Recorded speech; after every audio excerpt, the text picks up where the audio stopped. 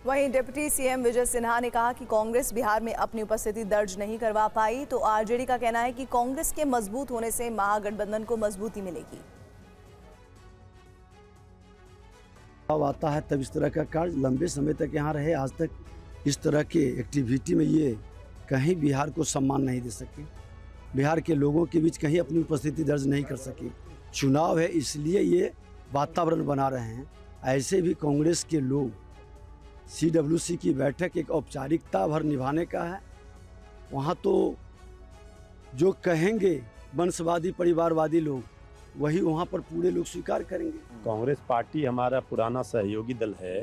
Congress party भी जानती है कि बिहार में सांप्रदायिक शक्तियों को रोकने में राष्ट्रीय जनता दल की अहम भूमिका है और राष्ट्रीय जनता दल धरातल पर जमीनी हकीकत ये है कि सबसे बड़े दल के रूप में है, सबसे बड़ी ताकत आरजेडी की है। इस बात को कौन इनकार कर सकता है?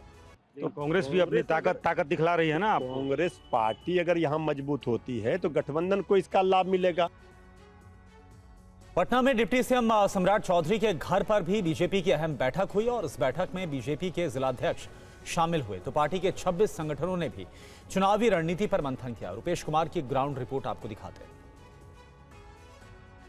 जिलावार कोर कमेटी की बैठक चल रही है और यह बैठक चल रही है जो बिहार के उप मुख्यमंत्री हैं और बीजेपी के वरिष्ठ नेता सम्राट चौधरी के आवास पर। यहाँ 26 जो संगठन हैं भारतीय जनता पार्टी के, उनके तमाम नेता और जिलाध्यक्षों को यहाँ बुलाया गया है। ना सिर्फ सीट बल्कि यहाँ पर उम्मीदवारों के चयन पर भी बात होगी। दिल्ली से लेकर के और पटना तक, दिल्ली के नेता पटना पहुँचे हैं, पटना के नेता दिल्ली गए हैं और यहाँ पर भी बैठक हो रही है।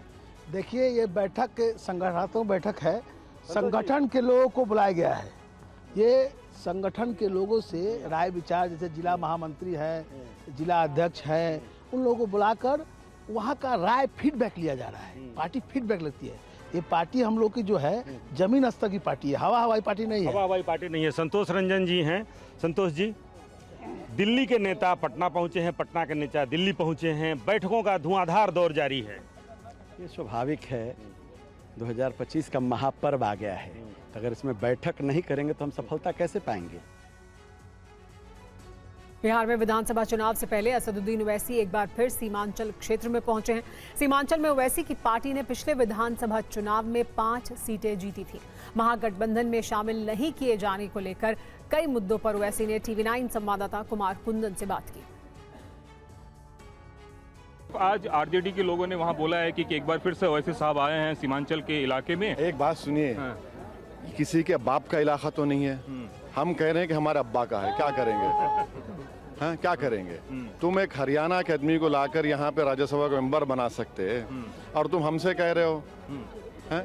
भारत का हिस्सा है, हम सीमांचल हम अपने लिए नहीं आए। हम यहाँ पर सीमांचल की लड़ाई लड़ने आए हैं, यहाँ पर नेता बनाने आए हैं जो आपने 50 साल में नहीं बनाया। आपने जिस किसी को बनाया उसको आपने जुम्मन बनाया और जिस किसी को आपने कामयाब भी किया वो मुसलमानों का सीमांचल की बात नहीं करता, सिर्फ आपकी वाह करता है, समझे ना?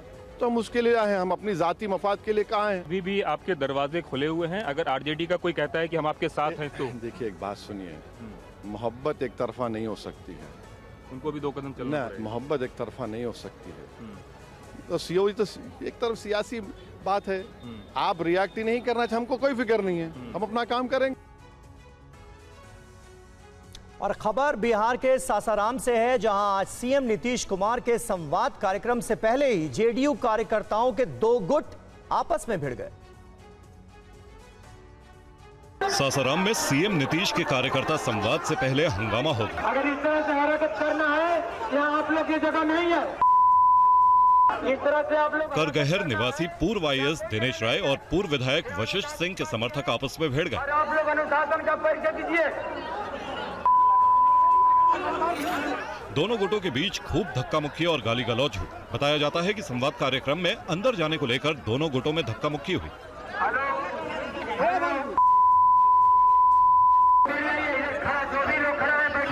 हंगामे का वीडियो भी सामने आया है, जिसमें देखा जा सकता है कि कैसे दोनों पक्षों के बीच गुत्थम गुत्थी हो रही। विवाद बढ़ने के बाद पुलिस ने मामले में दखल दी, दोनों पक्षों को समझाया गया, जिसके बाद मामला जैसे तैसे शांत हो पाया। बता दें कि इस हंगामे के समय सीएम नीतीश प्रोग्राम में नहीं आए थे।